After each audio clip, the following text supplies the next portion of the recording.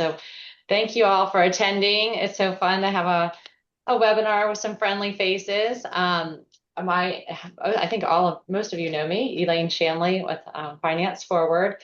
And I have been doing financial planning for over 30 years. And as a financial planner, I've seen a lot of train wrecks. I've seen a lot of financial train wrecks with clients, with friends, and in my own family. And I'm passionate, very fervently passionate about getting people organized and giving them clarity for what their future wishes are. So today we are going to talk about some talking points to these topics of getting organized and getting your wishes, how you want to take action on those for the future. And there's a book, in case you get hit by a bus, that I have read, and I have the software, and we have Gene Newman with us. He is the co-author, and he helped develop the software. So for those that would like to have access to the software, I have a subscription and happy to pass that along to you. And then if you would like a copy of the book, I will get that to clients, or if you aren't a client, we'll work out a way to get that to you. Okay. Gene, you hear the celebrities. I always like these. How can a celebrity, millions of dollars, how can they not have all their plans together? But it happens, and doesn't matter how much you have or how little. It's important for all of us to do these exercises. So, Gene, why don't you chime in from your experience, because this has been your lifelong passion as well. Thank you, Elaine. It's great to be here. Great to see everyone showing up. So, yes, the book. I've been doing this for a long time, and right now I'm going to start this presentation. So, I have everything set up so to walk you all through it and give you great ideas so you'll get really excited when it comes time to get the book and start to read it. So, let me just share this. Okay, everyone see that? Perfect. I'm really happy to be here, and I really want to help everyone get their life organized. Like that's been our mission from day one. And let's just jump right in. Like, here it is.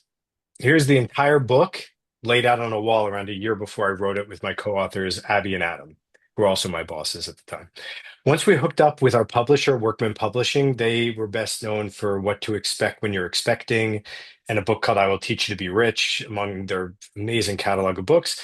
I got to work. And when my coworkers saw me working on this wall, they were laughing at me and they said I looked like a conspiracy guy in a movie trying to unravel the secrets of the universe. And in a way, they were right, I suppose, because what you're seeing here are all the components of a person's life in index card form. I had 50 more cards, probably even more, and I whittled it down to this, knowing that each card could be its own book. That's how this sprawls out in its own way. And our goal was to make it accessible, not overwhelming, and maybe a little bit of fun. So I'm going to give you a little short history of Everplans and how this all came to be.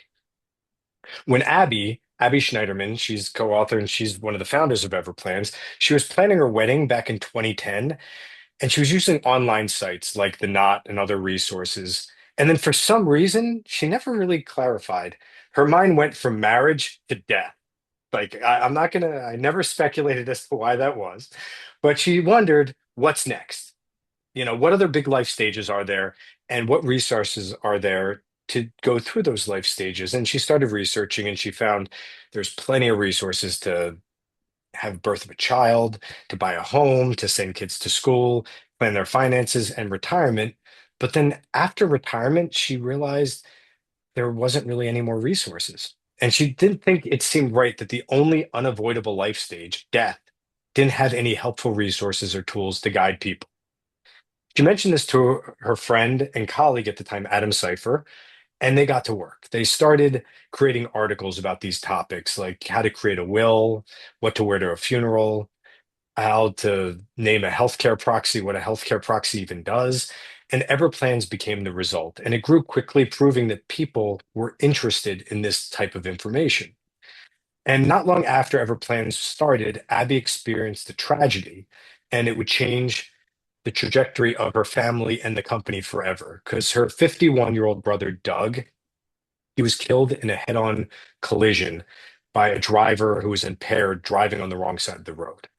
And everything changed in an instant. Her family was thrust into a position many families experience. They were shocked, heartbroken, and unsure of what to do next. Her brother had made some financial arrangements, but they really had no idea what he would have wanted. And suddenly they had to make all sorts of stressful and expensive decisions in an incredible short amount of time. This made Abby and Adam realize that to really make a difference for people in their greatest time of need, Everplans needed to help people get a plan in place ahead of time. That's the software that Elaine mentioned.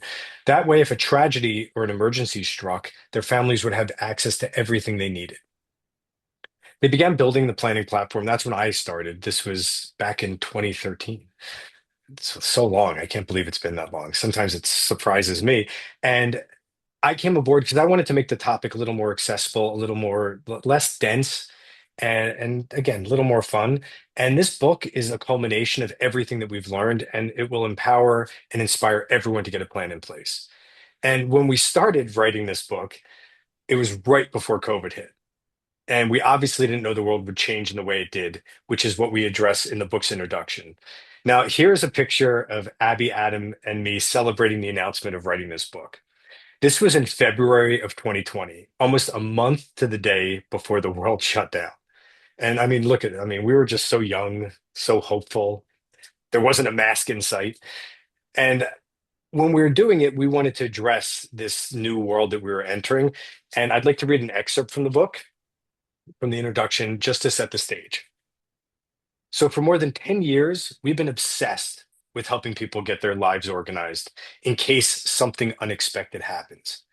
By far, the most difficult part of our mission used to be convincing people that the unexpected actually happens and that unexpected things could happen at any time, like getting hit by a bus, as our not so subtle title suggests. Then, at the beginning of 2020, the entire world was hit by a bus in the form of a pandemic. The unexpected, the very thing our company was built around, became the reality for just about everybody on the planet. Life as we knew it ground to a halt. Those families that could hunkered down to minimize the impact, and most everyone feared the worst. But there were undeniable bright spots too. A warm text from a friend you lost touch with years ago, a post on social media from someone on the road to recovery, a former coworker checking in to see if you were okay. Group video calls with family members became the norm, a chance to at least see each other's smiling faces and poke fun at parents who spent half the call trying to figure out how to turn on their cameras and microphones. Birthdays, holidays, and graduations were celebrated remotely, but we could still be together. These were the moments that made us forget how tough everything had become and focus on what's really important: the hope and strength we get from those we love, who themselves take strength from us in return. The feeling of hope and despair that arise during a crisis can often motivate us to make lasting positive life changes. But as memories fade and normal routines return, that feeling of hope and purpose can diminish. This book is intended to help you renew, reinforce, and remind yourself of that hope for the rest of your life. We believe planning for your family and loved ones is the key. Our mission has always been to help as many people as possible prepare for the unexpected. That mission, to help people ensure that their family isn't left unprepared when the unexpected strike, has taken on an even greater, more solemn importance now, but really, it's always been that way for us. Over time, as more people started using Everplans, we realized that the site, it's not about death. It was about life, because getting everything organized lets you live life to the fullest, knowing you're prepared for anything, having done your very best for those you love. And that's what you'll find in this book, a plan to do that, and it's easier than you think. Now, this is a picture of my childhood home outside of Philly, which conjures up so many great memories. I took this right when my parents sold it. And when I look at it, yeah, it just brings back so many things. Just a picture that simple could be something that just conjures up so much.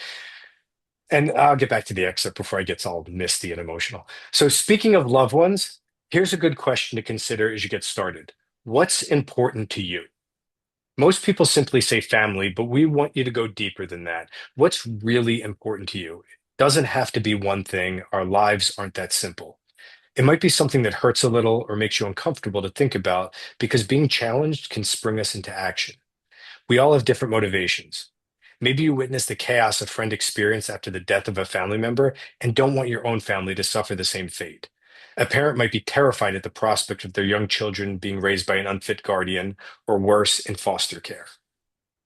Money is often the cause of most issues, and perhaps you don't want your family going to war with what you leave behind. Or maybe it's as simple as you waking up in the middle of the night, completely wrought at a pandemic that went from a story on the news to a new reality.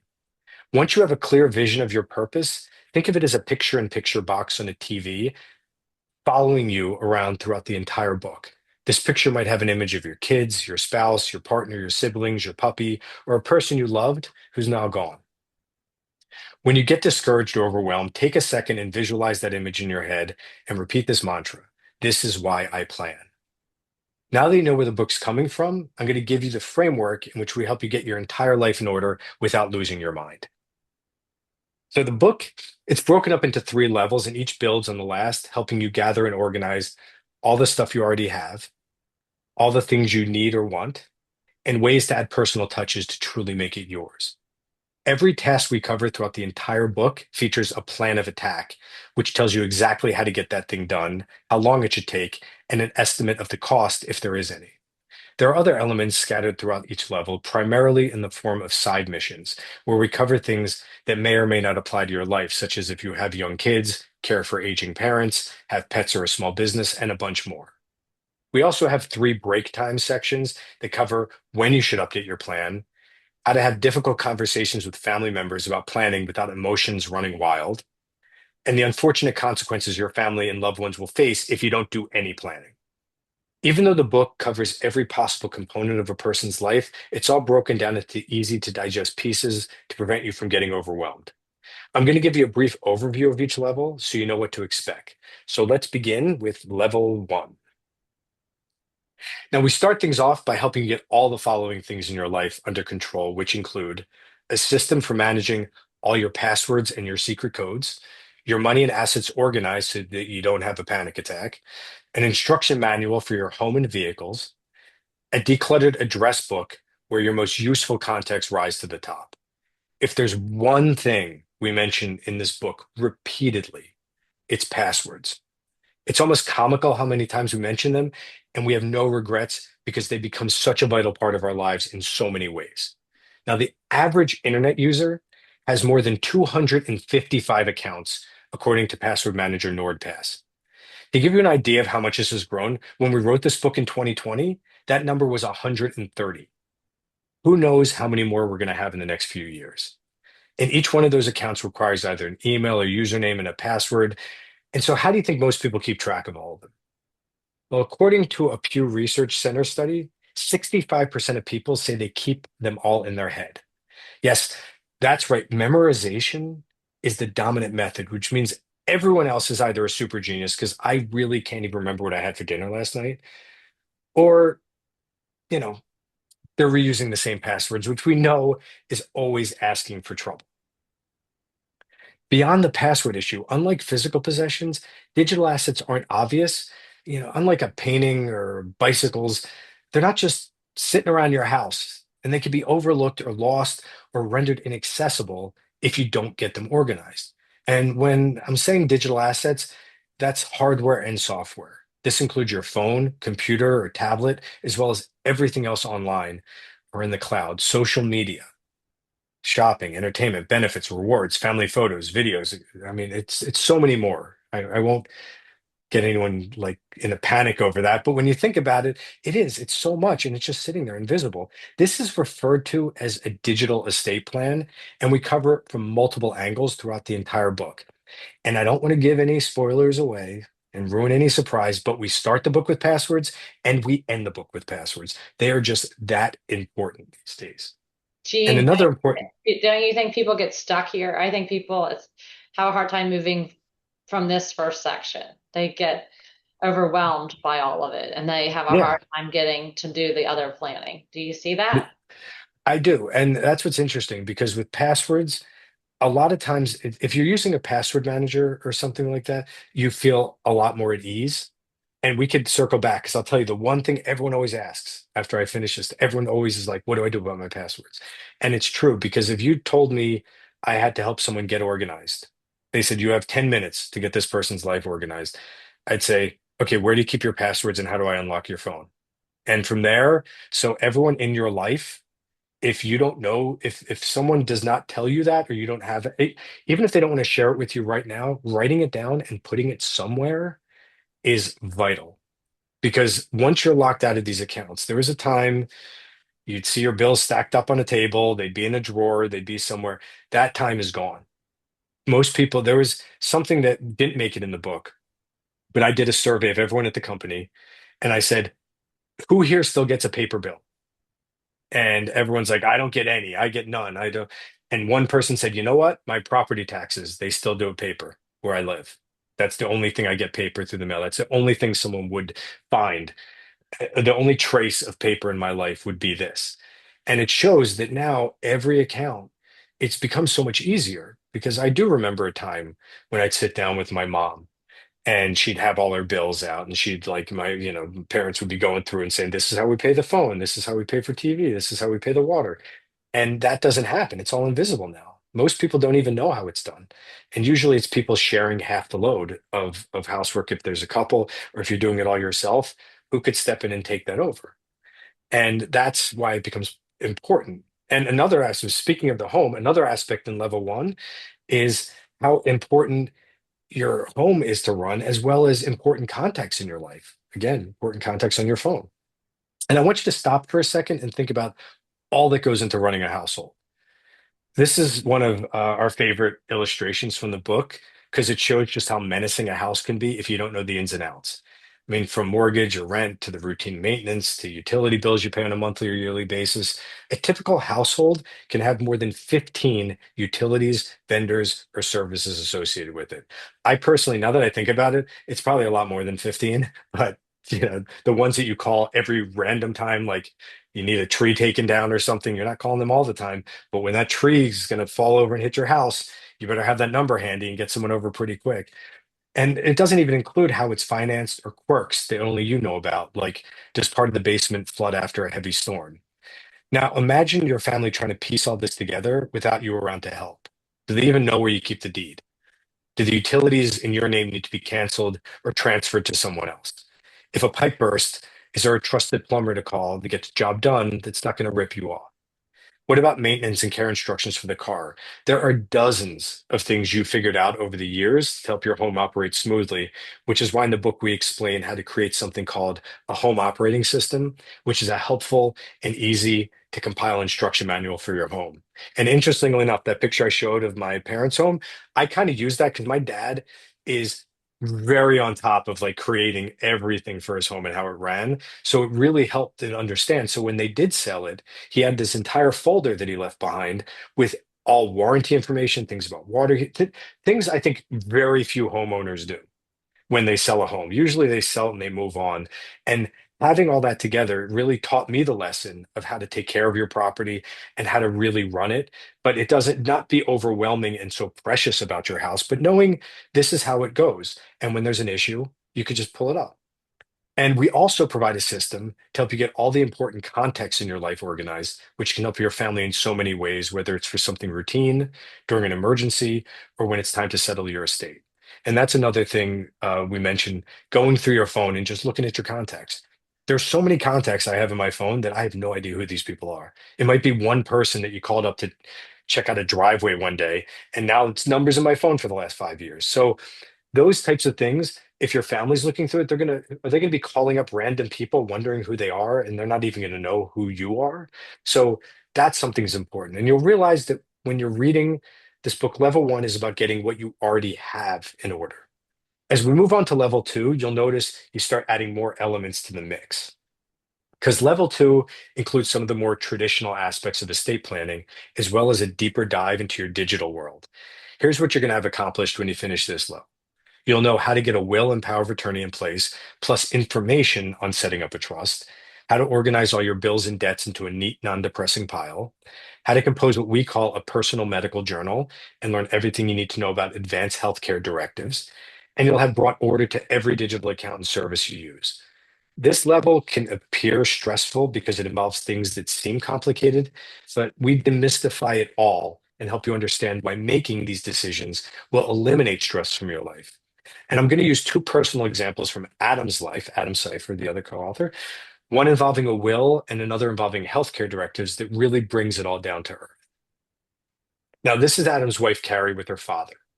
Now, her father, he was an incredible man, and his death was completely unexpected for their family. And even though they figured that he didn't have a will, they weren't sure, so they spent a couple days searching for it just in case. And then because there was no will, they had to, there was no official executor. That's the person who's tasked with making sure the will gets carried out. And his poor wife, she had to petition the court to become the administrator of his estate and put up a personal bond. Again, these are things that you don't know until you cross over into these worlds, because some people will not know that this is an entire universe that exists that usually is opened up to people well into their lives where they think, put up a bond, what does that even mean? And it's, well, just like, you need to put up a bond. So you're responsible for this estate. So if anything goes wrong, you're the one that's going to be responsible. So she had to go through all this just to be allowed to do those unpleasant things like shutting down credit cards and bank accounts and things like that, paying off bills. And it's already so yucky, and these extra steps make it extra difficult. And it would have been so easy to avoid because creating a will, it's not nearly as complicated or expensive as people think.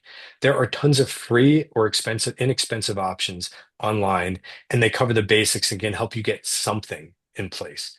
And if you have more involved estate, like a balance, like if you have blended family, property in different countries or different states, or complicated investments, it's well worth the cost of an estate attorney or financial advisor to get this completed once and for all, if only to save your family the unnecessary burden later. And now on the flip side, I'd like to discuss how planning in advance made all the difference for Adam's mom.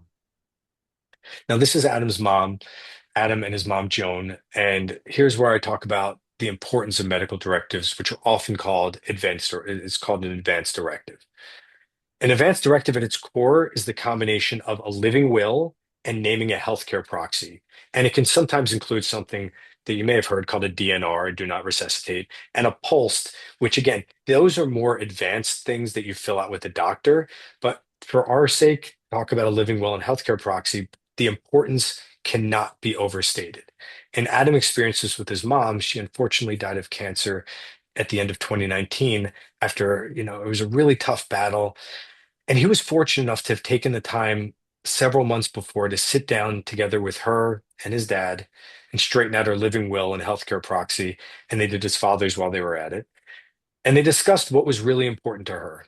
He said it was weird at first, but once it got going, it just started flowing. And when the end came for her, she wasn't able to communicate anymore. And now Adam knew exactly what she wanted. She wanted to be at home. And he also knew exactly what she didn't want. And there were no dramatic arguments with his family. He wasn't tortured by wondering if his decisions were the right ones. That little bit of communication and planning really gave them a lot of peace and gave her control over her end. And there was a study done by Stanford University that found more than 80% patients say they wish to avoid hospitalization and high intensity care at the end of their lives and would prefer to die at home, but their wishes are almost always overridden. While there aren't any guarantees, having medical directives and legal documents in place increase the likelihood of you getting what you want. The best part of an advance directive, it's completely free. We have links to them in the book. You can go on everplans.com, or you can Google and search for your state and find them easily because it's state dependent. So whatever state you're in, that's how it is. Some states you'll have two. We call it a healthcare proxy, but it could be a healthcare power of attorney, a healthcare agent. The living will, it's usually separate, but filling it out, it's something you could do free, easy, and it's something you should definitely do and get everyone in your family to do just in case. And we walk you through all of this in the book, along with a quick, easy to understand reason as to why each of these legal or official documents provide and the decisions you need to make. And here's a quick overview. Your will. Who gets your assets, and do you need to name guardians for any dependents? Could be underage kids, it could be special needs adults. Power of attorney. Who should be making financial and legal decisions on your behalf if you can? Advance directive. Who should be making health decisions on your behalf if you can't? And what sort of treatments do you want? And when boiled down, it's that simple. You'll find most of your effort won't be it's not doing paperwork. It's making these decisions. And finally, trusts.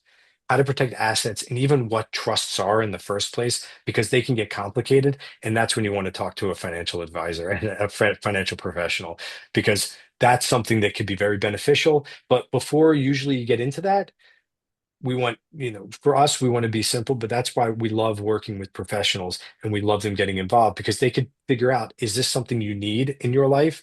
Is this something that will benefit you and your family? That's why you want to talk about those things. And someone like Elaine understands it 100%. For me, I literally spent the majority of 10 years with Abby explaining what a trust was to her. And she still would be like, I don't understand it. I'm like, I get it. And you don't have to. You just have to make sure if you need one, let someone look at your situation and figure out if you need one. And here are some questions for everyone here to think about. Do you have any of these documents in place already? Have you put off creating them? Do you want them, but you're not sure where to start? One of the goals of this book is to make sure you create a plan that's best for you and your family. So don't hesitate to contact us. Get in touch with Elaine if anything's keeping you from crossing these off your to-do list, because that's what's important, just to get them moving and not to keep putting them off. Because again, you never know when you're going to need them, and you never know. It's something most people don't want to confront, but you never. It doesn't matter. And one of the things people dealt with is superstition, where people are like, if I fill these out, something bad's going to happen. But it's like that was one of the best things I think Adam and Abby said to when we were doing Everplans early on. It's like when you buy a car seat for a kid, you're not thinking about car accidents. You're thinking about keeping your kids safe. So when you're doing this, you're not thinking about, oh, wow, I'm doing this. I'm putting a period at the end of my life. And this is, no, you're actually being very responsible and you're thinking of doing something that's reasonable. And I think as people get older and you deal with this, you realize it's not such a scary thing to do. And this brings us to the final level, which focuses on personalization. Because level three allows you to personalize your plan with a slew of finishing touches, which include an organizational plan for all your meaningful photos, recipes, and family heirlooms, a record of your personal history, interest, beliefs, and life lessons so everyone remembers you the way you want to be remembered, a model for writing letters and recording videos for your family and friends that they can cherish for the rest of their lives, a complete understanding of everything you need to know about planning a funeral, plus a template for writing your own obituary if you're up for it. Now, I'm going to share a story from Abby, and it wasn't in the final draft of the book, so this is kind of bonus footage. She was talking about family traditions at a holiday event, and she was with one of her close friends. Her name's Melanie. And Melanie took her aside, led her into another room, and showed her something called a miniature chess drink table that her late mother had found antiquing in Canada. Melanie recalled how her mother had two armchairs next to each other, and this chest was right in between them.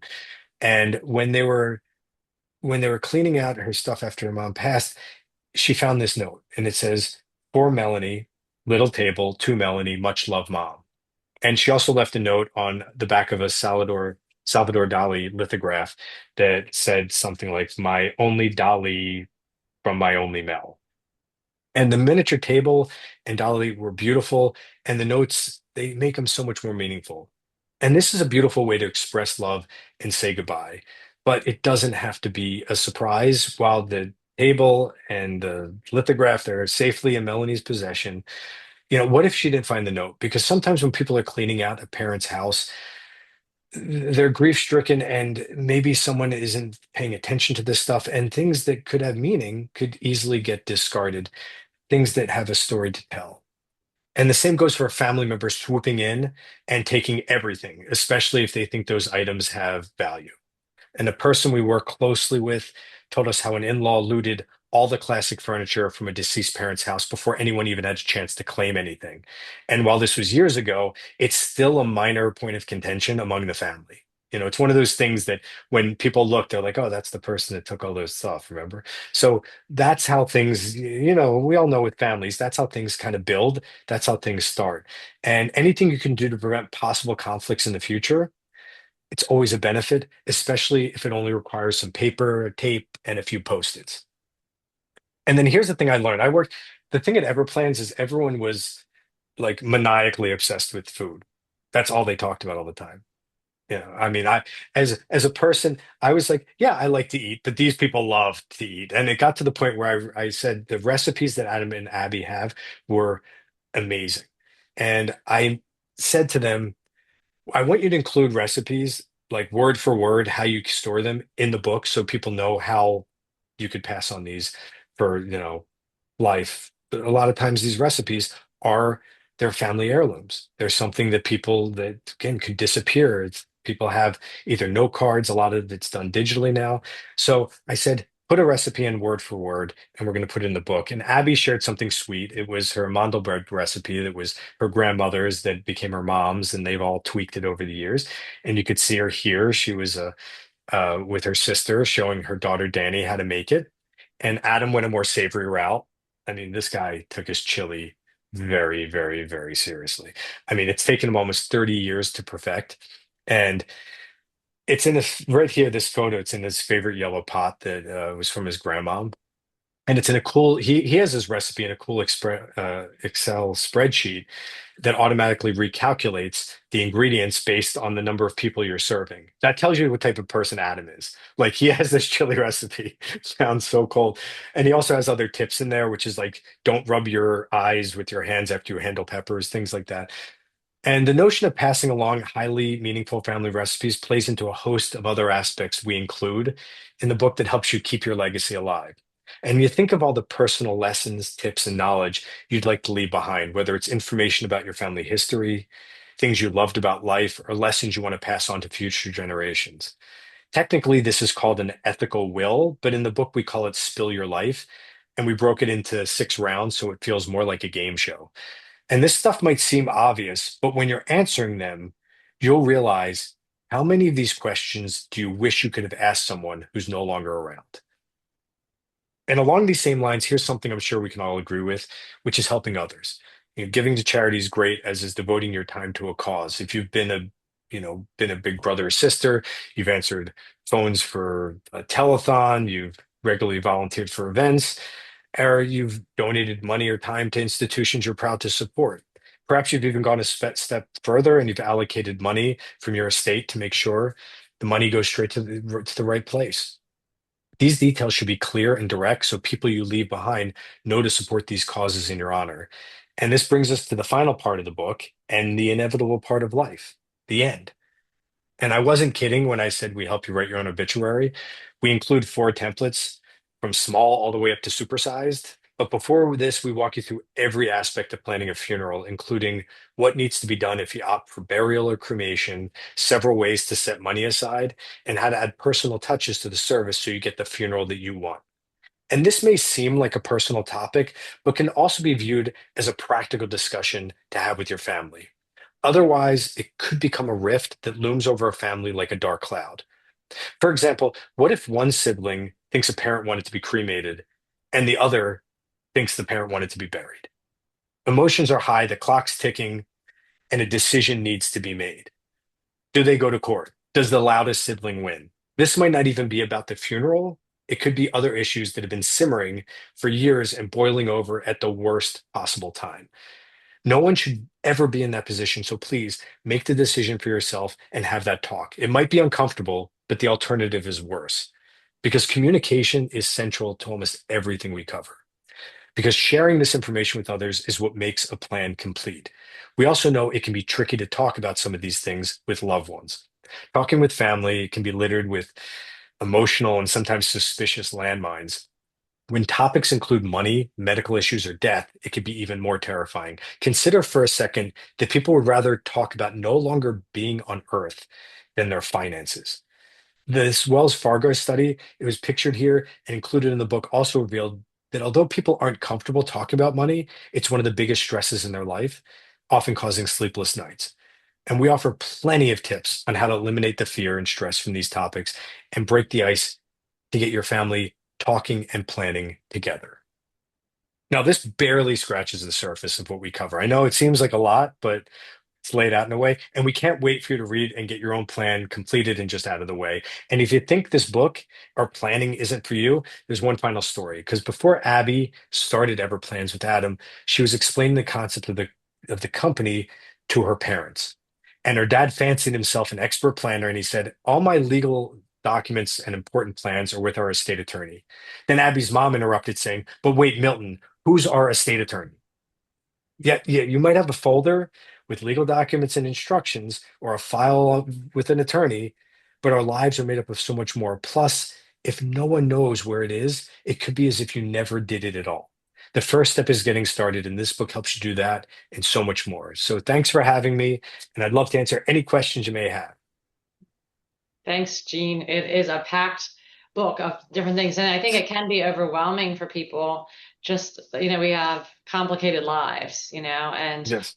I think it's just starting. Like I use my Everplan as I'm living, right? Because I have, it's four cars, a couple some drivers, the Yep. easy pass, so this and that. It's when somebody else needs the information, our Everplan is there to access. So it's not just for when you're no longer here. It's for to Yep. help out. It's like a Good. financial inventory system. And I think what I'm trying to encourage people that I care about is getting a process because digital photos, there's just so much overwhelm, right? Just start to Yes. develop a project and process. So it's not just all your passwords at one time. It's getting a password man every time you go on a website. Oh, there's that. And you Yeah. develop some processes to help get you in habits that ultimately will help you put all this together.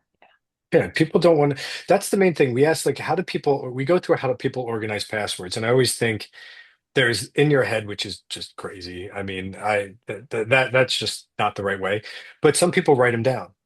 And the interesting part is you could write them down and imagine you found a list of passwords and you thought, wow, I have all my dad's passwords. They're right here. And then you go and all of them are out of date because he never updated that document, even digital documents. Because that's when I started Everplanes, I had my own system. I had a digital document. I would update it. I'd have it all set up. And occasionally I'd use the forgot password and reset it. But I was really on top of it. And then I realized as it got more and more overwhelming, and I used password managers, and there's a bunch, Dashlane, LastPass, NordPass, 1Password. And now, and since then, Apple and Android, they both come up with native password keepers, or if you use Chrome, just some way to have them in one place that you know they're secure and you're not remembering them and you just have to remember one or two passwords like the code to your phone. That makes such a difference. And I realized it was a burden that I was carrying around thinking that I'm keeping them safe. But then I realized if I would delete that document or someone gets on your computer and does a search for like random bank accounts, they're like, oh, Citibank or Wells Fargo. And they're going to find your passwords. Even if you name it something, you're not going to name it my passwords. Some people do, but Mhm. you want to make sure that they're somewhere safe that you could access them. And that's another thing because we talk about with two-factor authentication, which has become very common with banking and certain institutions. So for that, if you were to want to access someone's account, like a late parent or a spouse or a sibling or someone, you need access to their phone too. Just having the access to their computer and their email isn't enough. You're going to need that phone too, and you're going to want to get through to figure out how to close or change these accounts without going through. It's going to be difficult enough when you're settling an estate. I Yeah. mean, But also there's another component to it is cybersecurity, is a real yes, threat. And it's really powerful to be able to change all your passwords at one time yep, in a manager that you could say, okay, well, I don't have to think about all these sites. What are they? And change them yeah, individually that you could do it very quickly. And in Everplan, you just need to say it's in this password manager and it's yeah. super powerful, I think. But And yeah, prioritize your accounts. yeah. Prioritize your accounts too, because we go through. I literally separate out Google, Apple, Microsoft, Facebook, Amazon, like certain accounts have become the priority, the central of our life. Like if you took Google away from most people, they wouldn't know what to do with it. They'd be lost. Same with Apple, same with Microsoft. So having access there, and some people use single sign-on, so you might log into other accounts using Google or using your Apple ID or using a Microsoft ID. So those types of things, recognizing that you don't need to go through and explain every account in detail. If you've used eBay once in the last 10 years, you don't care. Like, let it go. If it's taking you longer than 15 seconds to think about an account that you rarely ever use, don't worry about it. But if you're dealing with an account that would actually have value, that has all your bills, all your correspondence, how you work life, a Netflix account goes away, you could rebuild it. It's nothing. It's just a streaming account. But, if you do sell online or you have a business account and that disappears, someone needs to access it. And you don't want them having to jump through all those hoops to try to get access to things that should be readily available to them right now. Yeah, absolutely. Well, I appreciate everybody coming on the call. I would really encourage you to reach out, and we have the software and we have the book. I think we're going to try to break this down because there's just so much. Thanks, you did a good job overview, but just breaking down each of the sections is a lot. So Yeah. I mean, I've seen just what it's like when you don't have the documents and what happens, and I can't stress enough of just start somewhere. Just